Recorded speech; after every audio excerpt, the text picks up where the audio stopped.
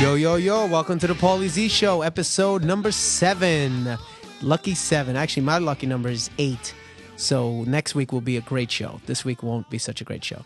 No, actually, that's not true because we have Sebastian Bach from Skid Row. Everybody would know him from Skid Row, but the thing that people don't realize is that Skid Row, he hasn't been in there for a long time, and since then, he's been doing so much stuff on his own. He's become a personality and an icon in his own right, and I've seen him doing his solo stuff, and it is incredible. I also saw him when he did Rocky Horror Picture Show, and he was great doing that. I never saw him do Jekyll and Hyde, but I imagine it'd be amazing. So we have Sebastian on today. We're going to call him in just a second. And then I think I'll read some Yo Paulie email. Got hopefully some nice things people have to say and some suggestions of places to eat. And then we'll call Benny Boy from for a little CD review. And today we're going to talk about Winger's new album called Karma, which I have to say, it's good stuff. It's good stuff. So we'll do that. So why don't we try to get Sebastian on the phone right now and then get this thing going. Here we go. The number you are calling has call intercept, a service that requires callers what whose is telephone this? numbers do not appear on the call. He's got like a bodyguard on his phone? Call intercept. At the tone, please say your name or the company you represent. Then press the pound key. The Paulie Z Show. Thank you. Please hold. Oh, boy. Fort Knox on his cell phone. I love it. Oh, boy. Come on, Sebastian. What am I, a stalker? That is strange. I wonder if I can get that on my phone. I want to get a thing that... Hello. Hello. What's up, bud? How you doing? I'm doing good. Dude, what do you got, like security on your phone? Fort Knox? It's like I've been doing this shit for 25 years, man. It's like please name the 25th U.S. president. That's right. And I'm like, what? I want to get a thing on my phone. It's like, Paulie is busy right now. If you have big titties, press 1. And I'm like, that's perfect. So you're in the studio. What are you doing? I'm doing a new song. Are we doing the podcast now? We're on now, baby. We're on. Cool. All right.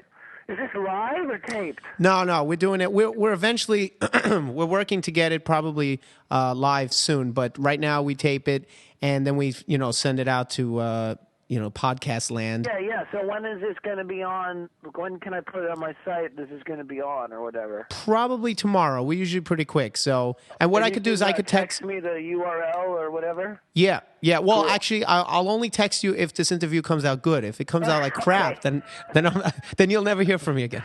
That sounds good. No, yes, I will hear from you again because why? We are playing together at the Starland Ballroom on February 6th. That's right. Sebastian Bach and ZO2, so that's going to be killer. What a professional plug that was. That's what I do, dude. That's how we get the asses in the seats at Starland. Let's fucking rock it. I love it. So you asked me what I'm doing. I'm singing a song, the first ballad for the next record. It's a song written by Nick Sterling, and it's really, really beautiful and really challenging to sing. And I have a studio in my house, and we got about 15 songs, rock songs, for the next record. So everything's going great, and we just got finished a tour of Italy, Hungary, Finland, and Russia. Wow. And we're leaving in 3 or 4 days for Canada with Guns and Roses. Wait, now is Danko Jones on that tour too, also? Yes, Danko Jones is on the tour as well. That's so funny because we just reviewed their new album. We did a CD review on the podcast probably 3 episodes ago. Do you know that's their stuff? What do you think of those guys? I don't know their stuff. They're just friends with my a photographer that I started out with named Ron Boudreau. I know they're big in Canada and I know they're big in England, but I'm not familiar really with their stuff. Well, I wonder what you would think of them. I think you'll like them. It's like a Thin Lizzy, AC/DC kind of vibe. But That's cool. Yeah, but his voice is very unique. It's like almost this like think of Tone Loc singing over like an AC/DC Thin Lizzy song. Wow. Yeah, I don't know. That's the only way I can explain it. You know. That sounds wild. And, Yeah. and also what I'm doing right now is I'm watching myself on the Gilmore Girls on ABC Family Channel. As I'm doing this interview, I'm watching myself on TV. So it's a dual level Bach entertainment, fucking dual scene of entertainment. You see, so I'm not the only maniac out there. See, my you know, like sometimes my friends make fun of me and they're like, "You watching yourself on TV and you're listening to your music and you this and that and you," and I'm like, "Yes, that's what we do. That's what lead singers do. Well, we love ourselves." I got my TV's program to come on VH1 Classic, and it's astonishing to me how many times they can play the fucking 18 and Life video, dude. The 18 and Life video is warped. It's been played so many times, nobody notices it except for me. It's like fucking nails on a blackboard, that video. The sound, they played it so much. It's like they took the video and left it on the dashboard of the fucking car in the parking lot of the mall on a 100-degree day, and then they play it on TV. It's like, Ricky was a young boy, he had a heart of stone. Next time you hear it, check it out. You'll be like, damn. It's the key. It's switch the fucking video up. It's fucking stupid. It's probably not even in the right key. Now it's like in the in-between key. It's like, what key is that? It's like C in between. It's horrible, dude.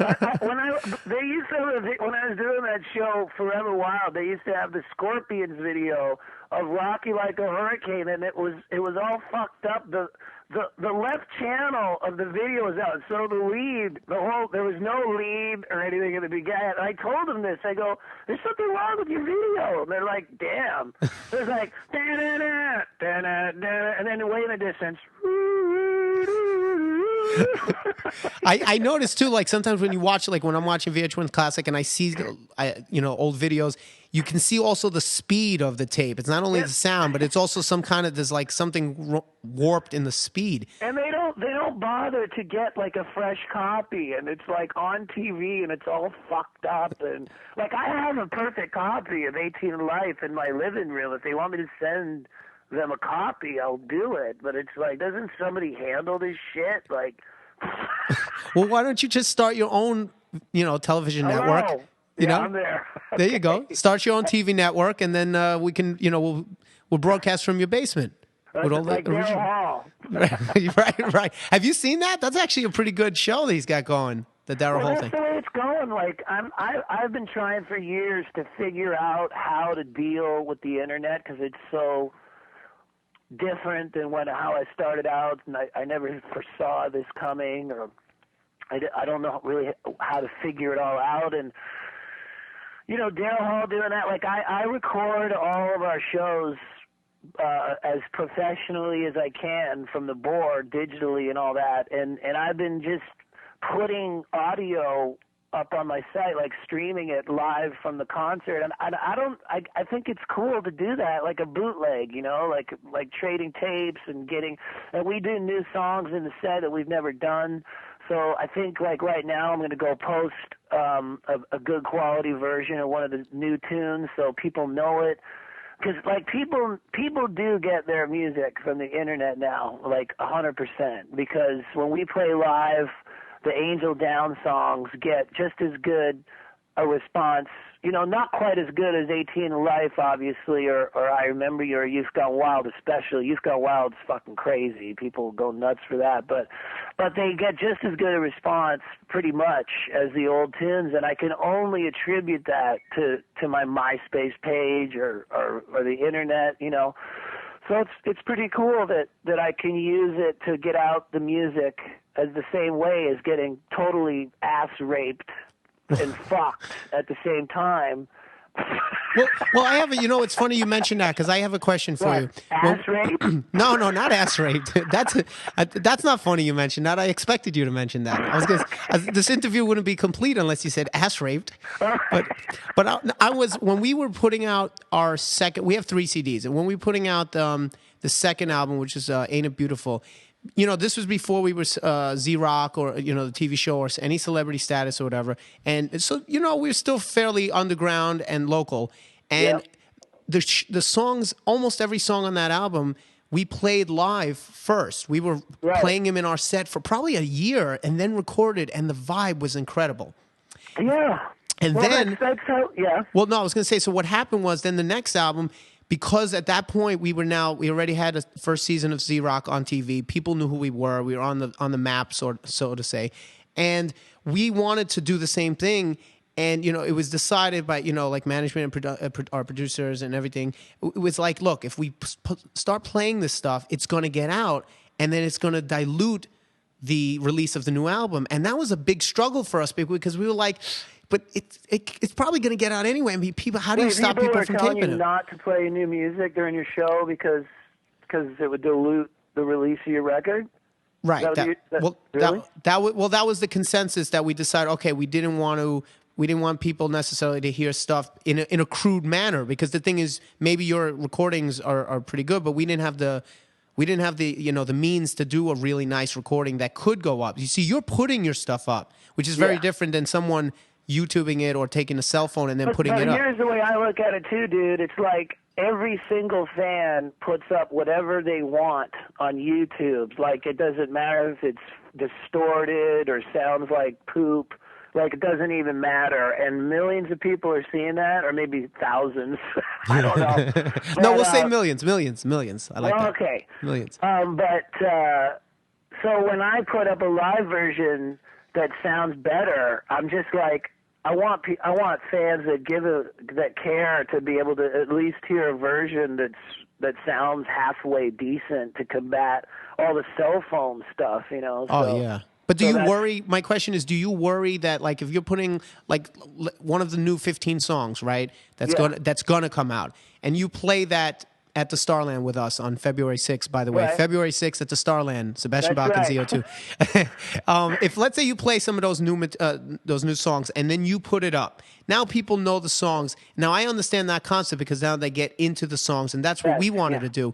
But do you feel that there is any negative effect from that? Because when the record comes out, now the songs aren't new anymore. They've heard it already. What do you think? Well, the music industry is so fucked up. I can't depend on a moving target. It's like, what's more important than all figuring out when to play it or how to get it out is just getting it out. Like, I mean, it kind of goes to the philosophy of play every show like it's your last show. I mean, not to be morbid, but I could get hit by a truck tomorrow, and maybe there never will be another record. I don't mean to be, I don't mean to say that, but it's like, if I have a website, I can just press a button and get it out right now, and it's only a live version, and then hopefully there will be a next CD. Like the music industry is so screwed up.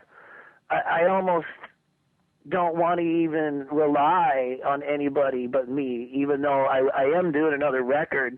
But it's so cool to be in control of your music and be able to just get it out without asking anybody or fucking, what I mean? Well, do you have to answer to anyone? Like, is this album coming out on a label, or are you doing it independent? I have my own label, Get Off My Bach, which is distributed through EMI, and we've sold about 200,000 worldwide of Angel Down so far, which is recouped from this little record company that I work with. But I mean, I'd like to be on a way bigger label and all that, but I can't control things like that. So do you think a big label? I mean, I have this discussion all the time with people in the business around me, and it's like, will a big label mean bigger success? Does that really mean? I don't think so, because it's like just to paint the picture for everybody, Jason Flom signed Skid Row and a million other bands. He's the guy that signed us. He also got me on Broadway. He's always been there for me. He has a thing in his contract where he gets a thing called first rights of refusal on anything that I do, and that's for the rest of my life. So whenever I make a CD, he gets it first, and he got Angel Down first. and he passed on it. He gave it to Jack Pawnee at MRV, who signed it. Now that was a very cool thing for him to do, but the fans should know that Jason Flom passed on me, Sebastian Bach, with Axl Rose on a record, and then he put out Steel Panther. Oh, by the way, which is funny you mentioned all these people. All these people have been on. But like, I just want people to realize that the same guy who says no to Sebastian Bach and Axl Rose together on a record, no thanks. He says yes to a bunch of fucking goofs, clowns, comedy guys. He says yes to them. So. Well, I'll tell you. I can tell you why. We live in a world that Van Halen doesn't have a record deal. I mean, Eddie Van Halen doesn't have a fucking record deal. It's a different world, bro. That's the thing. And so you know what? Like, how can you even exist in a world of rock? How can there be such a thing as rock and roll if Van Halen doesn't have a record deal? Well, what do you think? I mean, bro, that's what we're living with right now. We are going through that because you were very lucky that you came out. You actually, you attained a high level of success, and you were around when the music we like was thriving. So at least Skid Row. We were one of the last ones under the rope. Yeah, but you still were there, dude. You were still there, and you'll still always be remembered. I mean, we're coming out now. Can you imagine if Skid Row was coming out now like us? No. There's no what the hell do we do? It's no such thing. It's insane right now. It's insane, and we're dealing with all these questions that you're talking about. This is the stuff we're dealing with right now. It's like, how do we go about it? Do we do it the way they did it 20 years ago, or do we do it this way, or do we do it? It's like someone told me it's like the Wild Wild West right now. Like no one knows. Like the Wild Wild West, but it's just sad. It's also sad. Like I'm reading this book, Clear Channel, and Appetite for Self-Destruction: The Spectacular Crash of the Music Industry in the Digital Age. That's the title. It's so hilarious because it's all about these other guys that signed me: Doug Morris, Ahmet Ertegun, all the Atlantic guys, and it's about like especially Doug Morris, who's like basically in charge of the whole music industry. Like, and he still is he these exact 4 or 5 dudes didn't see MP3s coming. They didn't realize how to deal with them or what to do, and just basically dropped the ball of the whole music industry. And there's like 4 or 5 dudes, and these are the same guys who made Skid Row huge, or the same guys that didn't deal with the MP3 thing, and now there's no industry anymore. Well, it's like people riding horses, and then all of a sudden someone invents the car. You don't know, you can't even figure out what to do with it. It's like, I don't know what to do. Like, what do I? Well, you could have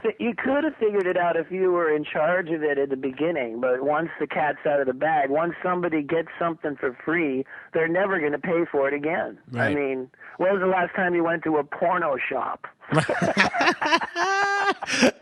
That's a good point. I think mine was like 1999, man. As soon as I figured that shit out, I was like, I ain't going in there again for, can I have fucking Ultimate Ass Parade, Volume 16? Hi, I'm Sebastian. How's it going? Like, actually, wait, I gotta say, I still buy some DVDs. I go to J&R Records, and once in a blue moon. I always buy CDs, but dude, there's no DVD. CD I'm talking shops. porn. I'm talking porn. I'm talking porn, baby. I go to J&R. They have that little section in the back with the curtain. You go in there, and I don't know. I just like picking it up. For free on the internet, right? Yeah, I know, but it's not the same. I'm a collector. Yeah, and I know you collect Kiss stuff, right? Or no? Well, I do, but I collect the real vintage stuff, okay. and that's what I really dig is the old stuff. Because I got a huge Kiss collection, and it's just a mentality. I have a disgustingly obscene Kiss collection. I put my Kiss collection against your Kiss collection. I don't know, dude. I don't know. Let's get into it. Dude, that's a reality show. That's a reality show there. Let's stump the Kiss Z-Rock guy. Yeah, well, I mean, I don't know if I'll know as many facts as you know. I'm not when it comes to that. Well, but what do you got that's so rare? And then I'll tell you what I got that's rare. See, I don't know. You might have more rare stuff than I have because I think I might have more stuff in general. See, I went for more. I don't know, dude. I don't know. My house is like a 3.5 acre head shop. Oh, well, see, first of all, you had more. You have more years on me, so you started earlier, and you also had more money to play with than I did, Yes. So it's very tough when you're like, $9.99, yeah, I can't afford it. I guess the coolest things I got probably are there's two things that I consider totally cool. Three, actually. In 1980 or 79, Kiss did this fantasy photo session with Gene on the ledge of a castle, and in the 79 Dynasty costume or Unmasked era, and he had these two stone gargoyles with him in the session. I know that are almost as big as him. I have both of those gargoyles. You have the gargoyles? Yes. Holy shit! Holy shit! I gotta come to your house. They're crazy looking. Oh my god! My little daughter is totally petrified of them. I have to have them in the basement, and my sons were too when they were little boys. They were in my living room for years, but I had to take them down into the basement because they're fucking scary. Wow! As hell. So yeah, you probably have some crazy I mean, like, so then obviously you have the pinball machine and stuff like that. Yeah, I have the pinball machine, which is protected by the Kiss sleeping bag. Okay. Hang on, I keep hanging up on you with my cheekbone. No, I'm still here. I hear you. Well, listen, I got that's really cool, dude. I've got two more things I'll bore you with. Ace. I used to hang out with Ace quite a bit in the late '90s or early 2000s, and at his house, he goes, "Hey, Bobby, hey, Sebastian, hey, come here, and he gives me this like case. Open it up, and it's 4 limited edition Kiss platinum coins with their faces on them that only they had, and it says Kiss on the case, and it's like this white satin embossed inner thing with the Kiss logo. And he took a Sharpie and he goes, "Hey, Sebastian, I designed this logo in 1973. You're the best, blah, blah, blah." And he told me that they were like worth $1,000 each or some crazy amount of money, and he gave those to me, and that's really cool. But what I think's most precious to me is I went and seen Kiss in '79 on August 4th at the Maple Leaf Gardens when I was 11 years old, and my dad brought me down to the front row in the blackout in between New England and Kiss, and he says, "We're not sitting here," because we had crappy seats up in the bleachers, and he like headlocked me, put me on his shoulders, and we jumped the fence, ran to the front row. I was bawling, I was scared. He shoved me up on his shoulders in the front row, and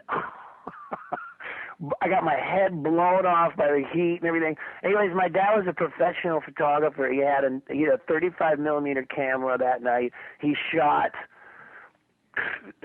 200 frames of Kiss '79. Nobody's ever seen these pictures. They're incredible shots that I'm just sitting on. I don't know when I'm going to put them out or how I'm going to put them out, but they're front row.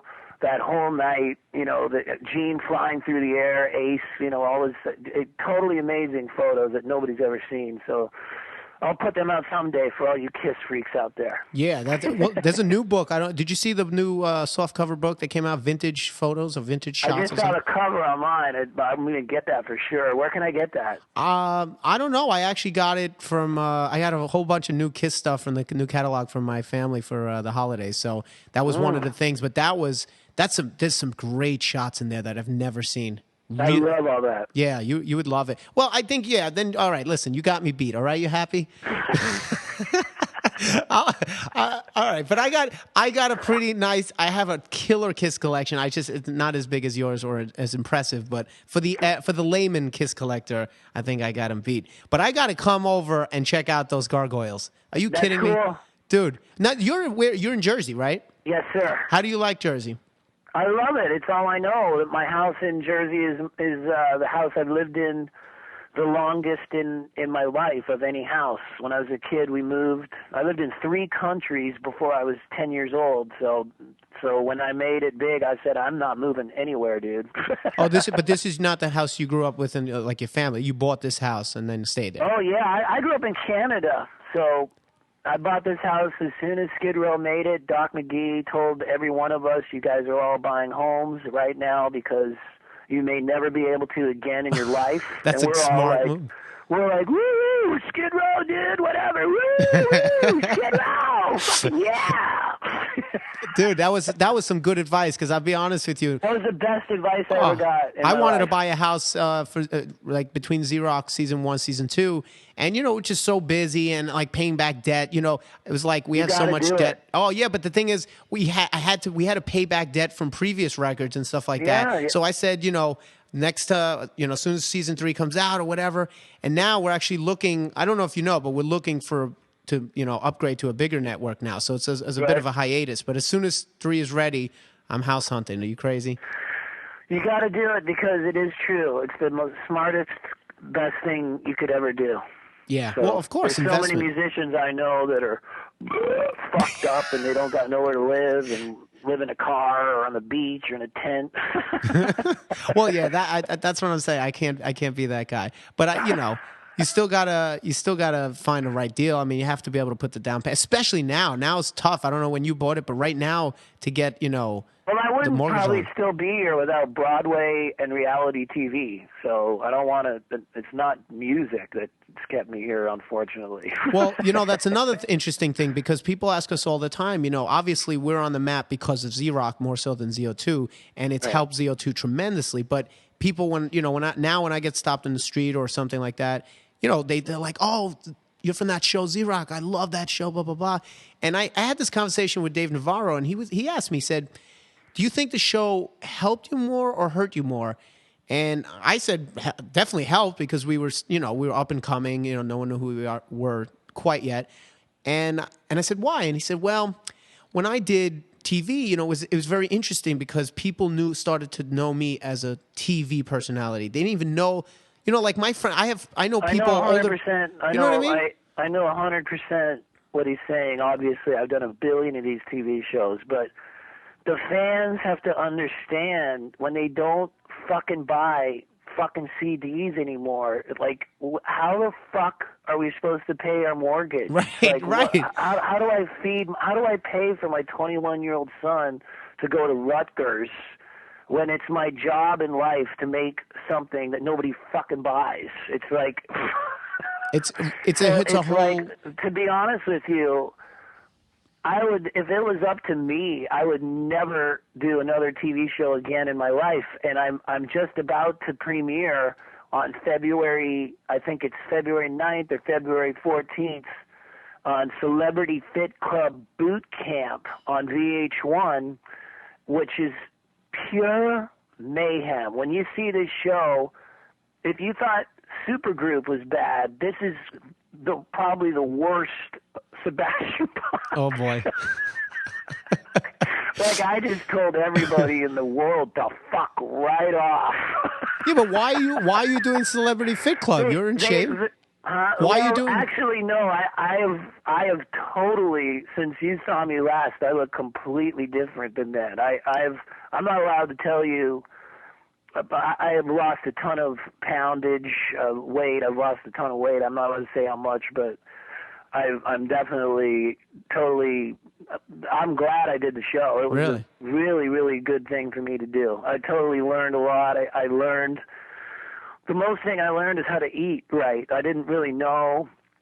I'm from the old Ace Frehley school of, pizza and beer. That's what I'll have for dinner. Thanks. Oh no, it's terrible. I don't drink beer anymore, but I love pizza. But see, my problem is I know how to eat right. I just don't do it. I love to eat. I didn't know, but I know now, because they made us keep this food journal and when the first week they had to we keep everything that we ever ate or drank, we had to write it down, and I was writing in the snack column, 1 bottle Cabernet red wine. Breakfast, as a snack. Pepperoni. They're like, dude, that's not really a snack, really. And I'm like, it isn't rock and roll, for fuck's sake. Well, it's funny you mentioned that, so it's a perfect segue because this podcast, I think I had mentioned to you when I texted you, this podcast is basically, look, it's fun. It's no pressure. It's just, as you can see, we're talking about whatever. There's no structure. But the main two things is rock and roll and food, because it's the two things Really? It's the two things I love the most in life. I love food like you. I eat food the way alcoholics drink alcohol. Like it's to the point where it's disgusting. I do both. You are? I do both. Well, you're a food guy? You're big and an alcoholic. Oh, well, that I can't relate to. I don't know what it's like. Well, I'm not interested in the alcoholic Sebastian, but I'm interested in the pig out. I'm interested in the piggy Sebastian. Like what? Now, what do you? What like? Are you a big eater, or do you just love your food? No, not anymore. I can be. My dad raised me to think that the ultimate sign of growing up and being a man was if I could eat a Big Mac. Like this was he always say, someday you're going to be able to eat a Big Mac, and I'd try my hardest as a little boy, and then one day I ate like 3 of them, and you would have thought I fucking won the Pulitzer Prize. He's like, that's my boy.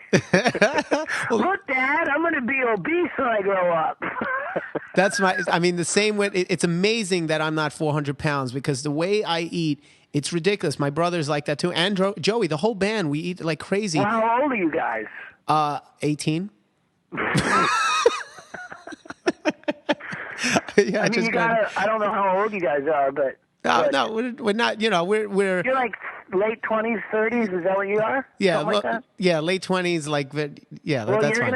All that shit's going to change, dude, when you're like 39, 40, maybe earlier than that, I guarantee it. Well, I know, and the thing is, we know how to eat right, and we work out a lot. That's the other thing, and I do know the difference between, like, you probably just learned this, but I know what carbs do, and how they break down into sugars and alcohol and proteins versus, you know what I mean, like all that saturated fat. I just learned all that. I didn't understand. To me, eating a piece of toast was like nothing, but it's totally fattening, like just all the breads and everything. Like I'm 6'3", so I look at a piece of bread and I'm like, what the, it's like. Dude, I was at Wendy's a couple weeks ago. We went to see the Giants-Redskins game, and we went down to Wendy's, and just for shits and giggles, I ate 85 chicken nuggets. You know what I mean? Just because my brother had 75 the year before, and I said, I want to beat your record. Okay. You know what I mean? Like, yeah, I've done 7. I've had, double quarter pounders with cheese at McDonald's. I've eaten 7 of those in a sitting. You know what I mean? Just for fun. It's like I'm not even getting paid. It's just for shits and giggles. That's funny. But the thing is, I do understand, but then the rest of the week, I'll know, okay, I'm going to go. Because if you're going to have toast, have the wheat toast, because at least the wheat, you need fiber. I don't even do that anymore. I wake up and I eat just fucking fruit and with some low-fat yogurt in there, maybe a little bit of granola on top, and that's it. And then... But the thing is, you will get to a point, and hopefully you won't, but you're human. Everyone's going to get to a point where you're going to miss certain comfort foods. Oh, no, I do, but dude, guess what? When I eat right, I have so much energy, and I'm in a way better mood. Yeah. And then like Christmas, like everybody else, I went nuts, and I ate whatever I wanted, and I felt like shit. Yeah, I feel crappy right now. On Christmas night, I ate fucking cheesecake and all this stuff that I never eat anymore, and I just didn't care, and I ate whatever I wanted. And as soon as my fork dropped, I said goodnight, and I just went up to my bed. And then you didn't wake up. Partying, and I just was destroyed as a human. I'm just lying there like a fucking beached whale in front of the TV, like sleeping and feeling like pure hell. And I'm like, fuck this. Like, I used to love beer. I can't drink beer anymore. When I started doing Jesus Christ Superstar, I couldn't have Jesus Christ on stage in a diaper with a beer gut on the cross. I don't think that was going to really work on the Broadway stage. No, you don't think so? No, I don't think so. I don't think we can up on the fucking cross, big fucking gut hanging out. The Last Supper? Who are you talking about? What are you talking about? The Last Supper. This is my first. This is the first of many. That was the last brunch. We got lunch and dinner coming up. Fucking. So, anyways, but you Carl feel Anderson, better. who played my Judas, he goes, dude, quit beer, number one, and switch to wine. Jesus liked it, and you just sip it. You just like Jesus liked it. He loved that stuff, dude. He invented it. Is that the Meisner technique of acting? It's like, well, I'm Jesus, so that's right. So I better start on this wine stuff, man. This is my blood you drink. Oh my God. Well, I agree though. This is my blood you drink. I definitely agree because it's been very hard for me to get out of this funk, and it's because of the holidays. Like I call it my winter fat mode when I gain like 10 pounds. Oh, totally. Oh, and I can't get up I can't get bear. up. I can't start. Like a bear. Yeah, like a bear, and you can't start your day. You sleep longer. You're just moody, and I remember when I was working right before we filmed season 2. I went crazy there's a program called P90X, which is an amazing workout DVD system. And I went crazy doing that and doing calorie counting and everything, writing down everything. And I lost 20 pounds and I went a little overboard. And I started feeling a little too weak, but there was a point where I felt great. And that's probably where you're at right now. And that's great. Congratulations. Well, I think it's awesome, what with every single second of every show being put on YouTube, when I look at all my European footage that everybody's watching, I'm really happy with the fucking footage and the pictures. Is that the cottage cheese coming out? What is that? That's just black coffee. I don't even put milk or sugar in my coffee anymore. Just completely black. How do you drink coffee and sing? I don't understand that. I get dry like crazy. My voice, I need to wake up and get a bunch of energy in me before I sing. Me too. But the thing is, and we've talked about this briefly on set of Z-Rock. We both went to Don Lawrence. Well, I still go to Don Lawrence, not as often, but I was going to him like regularly for a couple of years. And you went to Don too. And Don yells at me like if I even have tea, he's like, just drink water, like no alcohol, no caffeine, no nothing. Well, I stopped drinking coffee. If I'm playing at 8 o'clock at night, like I don't just drink it all day. I'll drink a bunch of cups when I wake up, and then I'll stop like at about 11 or 12 or whatever. But like right now, I'm in the studio. As soon as I get off this phone, I'm gonna go sing, and I'm gonna drink coffee down there because it. Yeah, but and you don't feel an effect. It doesn't. You don't feel any effects from it. Absolutely not. Really? I feel none. That's interesting because I that's one thing is like I have a hard time. I don't drink caffeine, so it's hard for me to get up and start my day a lot. And I'm envious of people, who I see my friends that are drinking coffee, and they're like, woohoo, let's go. Yeah, just try a black coffee or milk and sugar. It's not going to mess your voice up. Like, I mean, I'm about to do 12 cities in 13 nights. Right. Like, that's crazy. And you're doing East Coast, right? If I can't have a coffee, like... I better know what the fuck I'm doing if I'm doing 12 cities in 13 nights. That's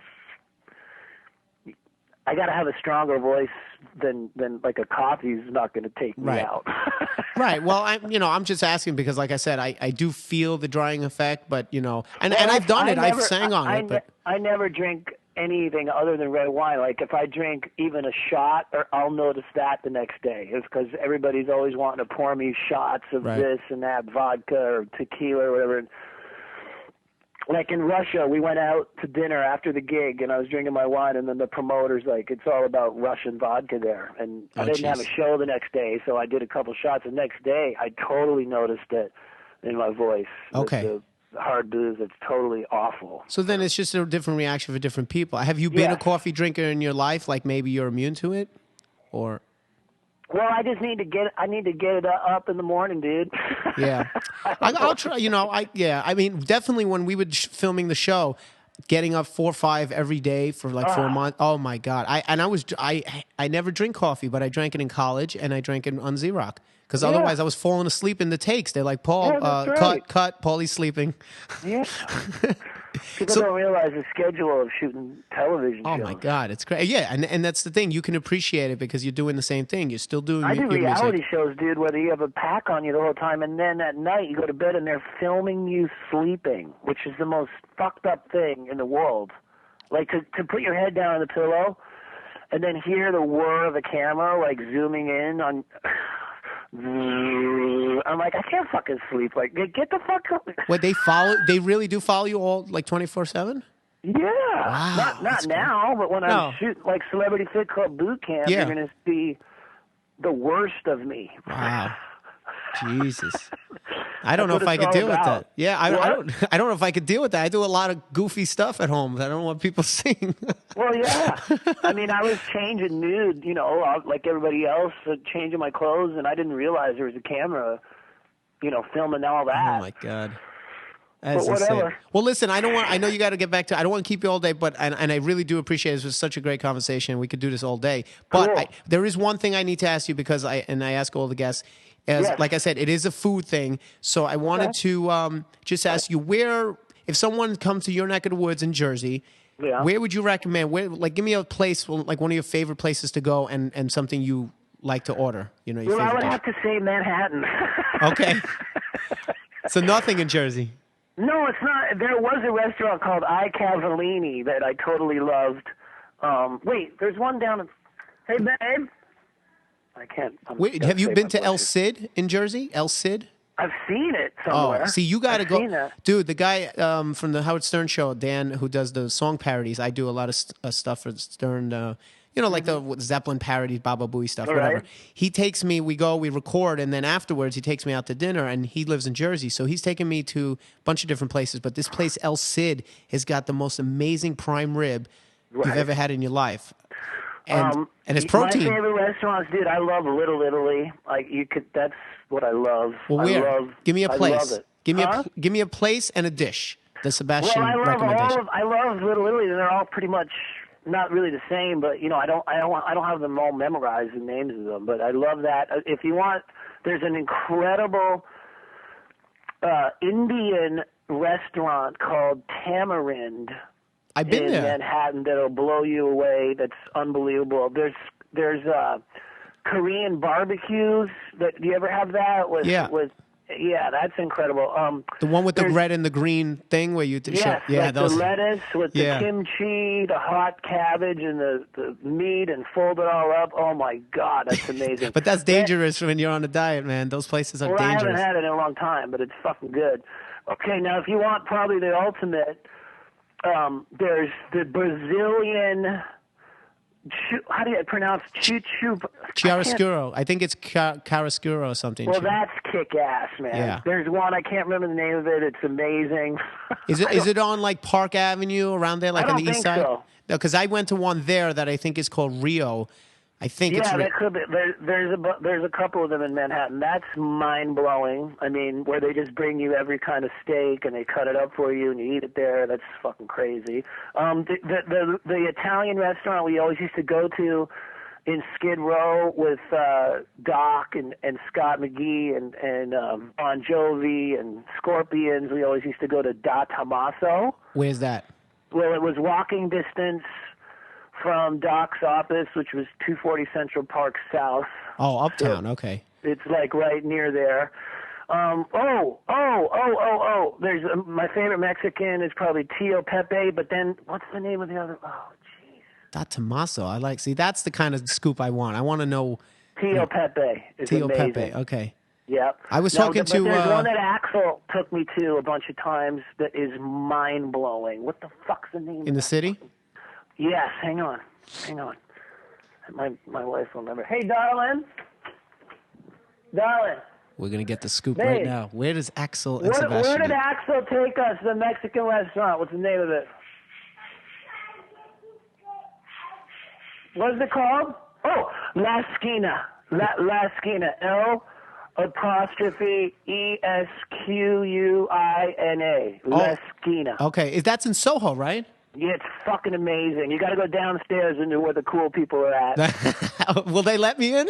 I don't know, dude. They let Axl Rose in. You won't let Axl Rose. I don't know. I'll be like, it's I'm sort of a big deal. Maybe you've seen me on Z-Rock. No, you go upstairs. We had a great time there. Axl told us all to meet him there at 9. He showed up at fucking 11. Like a concert. And I was so drunk by the time we got there. He comes in, I go, Axl, come over here. I saved you to see you. I'm over here. He goes, I'm sitting over here. I go, no, I'm sitting over here. He goes, I'm fucking sitting over here, man. Fuck. I'm like, okay. I'm like, okay. And that's, what is that, Mexican? And then he sat down. He's like, he just gives me that look like, shut the fuck up. I'm going to say what I want. Oh, my God. Then we had a great night, and Moby was there, that bald dude with the glasses. I know Moby. Yeah, he was there right across the table from us. And, I've jammed with him a few times. He's cool. and we spent like 3 hours having a great time in there. And then we came up at the top, and me and Axel were laughing our heads off. We had a little smoke in front of the restaurant. It was about 2 or 3 in the morning, and then he wanted to take us out. But I think Maria was pregnant, so we couldn't go out, and she couldn't drink or nothing. So we had to go back, and he's like, come on, man. I was like, dude, gotta get the lady to sleep here, because it's tough.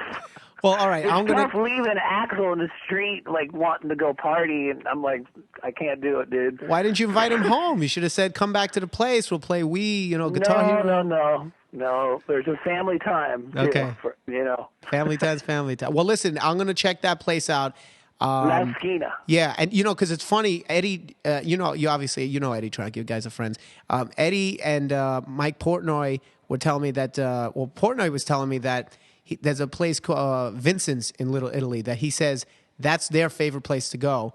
And the guys in Anthrax, they go to Umberto. So there was like this I've been to Umberto's. Yeah, so there was like this war. So I actually went to Vincent's with John Popper a few weeks ago, and we had it, and it was very good. It was delicious. So it's like so now I'm going to go to this place. What is it? La Quixote? La Esquina. Oh, La Esquina. The other one is the Quixote. All right, La Esquina. I'm going to check that out. And really anything good. In particular that I should get? Well, you got to get downstairs because there's 2 restaurants, and they let you in this secret room. You go downstairs, and it's a totally killer place down there. But how do you get downstairs? Like, do they just need to know who you are, or do I got to call ahead? Go on not a crazy night, and just be cool, dude. Try to pull it off. I'll pull it off. Well, listen, this will be part of my Z. I have a segment called the Z List, which is all about being like at the bottom of the celebrity list. There's the A list and stuff. Document this, document it. Yeah, I'll bring my video camera and I'll see if I can get myself in to La Esquina's basement, and we'll see what happens. And a long time ago, Axel took us to Old Homestead. Oh, yes. Did you like that? We had Kobe beef, which was his favorite. This was like the early 90s. Old Homestead is amazing. Then here's another little restaurant story. When Pantera got their gold records for Far Beyond Driven, they invited me to Benihana's, and we had our own. I also went to that same Benihana's with Gene Simmons, but the Pantera story is better. Okay. Pantera, we all went up to one room, which was like a square table, and Dimebag got me so loaded. It was all him. It was nothing to do with me. Yeah, okay. But, dude, my last memory is Phil Anselmo making some jokes or whatever and telling me to do something to Vinny, Paul. So Vinny was across the table. So I picked up a fucking steak, and I threw a steak and hit Vinny in the side of the head with a fucking piece of beef. Oh, my God. Wait, now, here's the important question. Was it a ribeye? Or was I can't remember. That's what I want to know. That's how fucked up I am. I'm like, I don't remember everybody, throwing food around and fucking. That was pretty. Well, fun. listen. Let me. If you're cool, when I know you're going on the road, we're gonna see you. Let's just plug it real quick again. Starland Ballroom, February 6th. Sebastian Bach. Starland Ballroom, February 6th, and plus this is on the internet, so Canada, look out. We start in Winnipeg on the 13th of January with Guns N' Roses and Danko Jones. You'll like them. We are playing 14 arenas in fucking Canada. And that's insane. This is by far the biggest Canadian tour I've ever been a part of. You must be excited, though. This is going to be great. I'm playing these huge arenas in cities I've never, ever been to, like Moncton and Halifax. I've been to Halifax with the Trailer Park Boys, but I never played there. Never played London, Ontario. Never played Hamilton, Ontario. So, and we're headlining a bunch of shows. So it's really going to be amazing. I'm very, very, very lucky to be able to go play arenas that In this at my day, old age. and in this day and age, forget the age, just being in this time. That's right. Well, listen, when you come back, we'll stay in touch. I'll see you on the 6th, but hopefully we'll be able to do more shows together. And Sure. if Xerox 3, whenever that's ready to go, we'll get you on. But the main thing is, I'd love to take you to El Cid so you can try this prime rib, and then maybe you can escort me downstairs to Les Yeah, I'll go there, but I might have to order just fruit and black coffee. Well, how about this? I'll order 2 prime ribs for us. I'll eat both of them. And you can throw one and hit me in the side of the head with it. I'll throw one on your head. I'll eat the prime rib, but you can try it because it's protein, so it's still okay. As long as you don't have the rice, you're okay. Well, I thought filet mignon was better than prime rib. Yeah, no, it is. But I'm saying this is a particular thing that these guys do incredibly well. Oh, so that's cool. So I can cut you off. I'll cut the fat off. I'll feed you. I'll do like an airplane. Peter Luger. You've been to Peter Luger's, right? No. What? No, I've always wanted to go. You've never fucking been to Peter Luger's? No, dude. Oh, then all right, that's it. Forget about it. Forget everything you just said. We're going to Peter. What are you doing tonight? I'll take you to Peter Luger's right now. Are you crazy? I am not eating any meat at all before the Guns N' Roses. All right. After the tour, it's a bro date. All right. Okay. Peter Luger's, good, dude. It's a bromance. Dude, you might get hit by a truck tomorrow, and you'll never have tasted Peter Luger's. I can't let that happen. It's my conscience. You bring it back to fucking a half hour ago. That was killer. You like that? Good. I'm getting good, man. This is my 7th episode, but I'm professional. You just put a dot on the whole thing right there. That was good. Listen. What can I say? Put a button on it. What can I say? I'm just, I was meant for this. I'm a pro. Listen, That's go. Thank you so much, everybody. Okay, I'm sure buddy. people are going to love this. It was a great conversation. We'll do it again. Have a great recording session, and I will see you soon. I'll see you in a month. Thank you, buddy. All right, Thanks bro. a lot. All right. All right, rock on, everybody. All right, later. See ya. All right. Well, there you go, Sebastian Bach. That was a very nice, candid interview, and we got quite a few recommendations of places to eat. So, but I am going to take that man to Peter Luger's before he gets hit by a truck, which will probably happen eventually. Hopefully not, though. All right. So why don't we read some fan mail and do the Yo Paulie section? Hey, Stallone. Yo Paulie. That's what I'm talking about. All right. Let's see. Let's just run through a couple real quick here because running out of time. Let me see. All right. We have an email from Katrina Pruitt. And Katrina says, we're from, where is she? Attala, Alabama. All right. Says, you look like you would smell good. Do you wear cologne? I guess she saw me on the internet. Good question. I do wear cologne sometimes, like when I go out. I'm not on a daily basis. I just naturally smell very nice. But when I'm going out and dressed up or whatever, I wear Jean Paul Gaultier. I love that. And let's see. She also says, also, any chance ZO2 will ever come to Alabama? We really have good restaurants. Jim and Nick's Barbecue, the 8 Steakhouse, Paschetti's, and Mater's Pizza. I like Paschetti's. That's a cool name. Paschetti. I used to say Paschetti. Alabama, yeah, I don't think when we did the Kiss tour, I think they played Alabama, but we weren't on those dates, so we actually never played Alabama, and we right now we have no plans to do it, but we want to. It's just a matter of getting out there. It's it's quite far for us, but we will. I promise we will. I don't know when or how soon, but we will. So and when we do, I will go to Paschetti's and I will check it out. Now I'm hoping they serve spaghetti. How funny would it be if it was Paschetti's and it was sushi? That would be funny. All right, let's just do one more today because we had a long interview. So what do we got here? Jonathan Travers. And Jonathan says, keep the podcasts coming. I love them. Trust me, I'm a bricklayer in Toledo, so I need all the entertainment I can get. Got all the shows on my iPod, but these podcasts are a great way for me to tune out the asshole coworkers and my boss, which is my father. Okay, so your boss is your father and he's an asshole. Let's see. He's more American Chopper than American Chopper. Love ZO2. Play the Fillmore or St. Andrews Hall in Detroit. Sent from my iPod. So, Yeah, well, Jonathan, thank you very much. I'm glad you're enjoying the podcast. We actually played Detroit a few times. I don't think we've played those places, but hopefully we will. But yeah, Detroit was pretty insane. I have I have a quick Z-list story that I'll tell you real. It's not really a Z-list story. It's just a story. But I'll make it real quick. We went. I probably shouldn't say this because then I might be incarcerated for this. But what do you think, Alex? My famous producer, Alex. Should I tell it? I said, let it roll. Let it roll. He says, let it roll. Okay, here's the story real quick. We were in Michigan. I believe it was Detroit. And there was a casino up there. And we went. And Dave and Joe, drummer and bass player for my band, ZO2, for those who don't know, they're big. They love poker, Texas Hold'em. So they always go to casinos whenever they have a chance. And, I don't play. I don't gamble. But they always try to get me to go. I was like, come on, Paulie. Just come on. It'll be fun. Join us. So this one particular time, I said, fine, I'll go. And this casino was sort of run down. And I don't know if it was old or if it was just, it was just a weird vibe because it didn't have, it just seemed like no one was really paying attention to what was going on. And it was just a very lame vibe.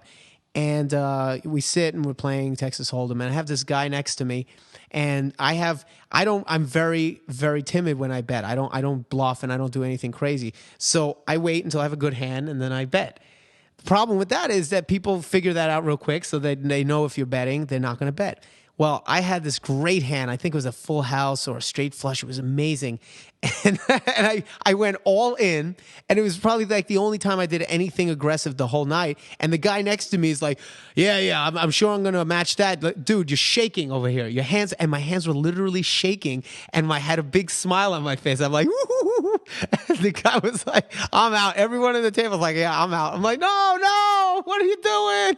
And it was so obvious, and the guy pointed it out. I just thought that was pretty funny. And then that guy, same guy who pointed out my shaky hands, he winds up leaving the table, and he takes a stack with him. Now, this stack was there for a while, and the stack belonged to another player. Now, I don't know. I don't play. I don't know how this works. So, and I'm like, isn't that Chinese girl that she? And he goes, yeah, but she's gone. She hasn't come. She left it. She's gone. And I'm like, oh, okay. So it's just community property now. Like, how does that work? He goes, yeah. He goes, no, yeah. Like if you leave the table for a certain period of time, it's fine. And he was like in a hurry. So I figured something's weird. And he's like, so when we go to cash out, I'm right behind him, and I'm like, I think just to shut me up, he goes, you know what? You were there. That was in between us. Here, you take half, all right? You take half, and just keep this between me and you. I'm like, oh, okay. I find out later from Dave and Joe that you can't do that. You can leave your money on the table, and you can walk away as long as you want, and the dealers are supposed to pay attention to that. Like I said, they weren't very good dealers. And the guy, I guess, was just trying to shut me up so I didn't rat him out. And I didn't know, and I thought he's giving me money. I'm like, oh, cool. And they're like, bro, you just took someone's money. I'm like, I did? And I don't think it was much. It was probably like $25 or something, I don't know, $50, something like that. And Joey was saying how, I got to get Joey on the phone for this at some point because he tells it great, but he was just saying the karma that's going to hit us is going to be terrible. Well, what happened is that night we slept over some, days in or whatever, and Joey's bag got stolen with all his stuff in it. He left the bag outside the van, and when we came back, he realized, and it was gone. And they stole it, and eventually they found it in the bushes, but his wallet, his iPod, everything, all the valuable stuff was gone. So he got the bad karma, not me. So that's actually a good story for me. I liked it, and I made $50.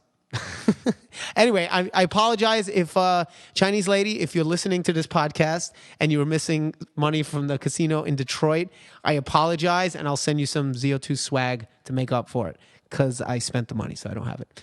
All right. Well, listen, that is all for this episode of the Paulie Z Show. Send me more fan mail or hate mail or whatever you want to send. Naked pictures of your good-looking sister. If you got those, I'll take that. Send it to YoPaulie at the PaulieZshow.com. And it's YoPaulie is YoPaulie. All right. And that wraps up this edition. Check out the bonus material where we're going to talk about me and Benny Boy are going to critique the new Winger CD, which is called Karma. Great CD. I know. Well, I just gave it away, but I'll tell you why it's so great. All right, so check that out on thepauliezshow.com. And I'll see you next time. Later.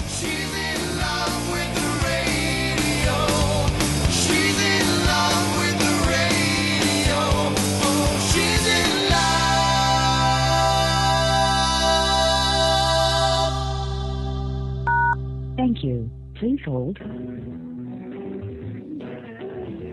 All right, we've got like Fort Knox here trying to get to him. Wow. Look at that. I wonder if I can set that up for me. I'm going to have some sort of security system. Paulie doesn't want to be bothered right now. If you've got big titties, press 1.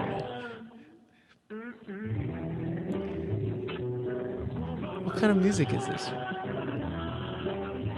I can't hear what's going on here. Baz, come on, pick up the phone, baby. Pick up the phone. Now connecting to an answering system. Oh.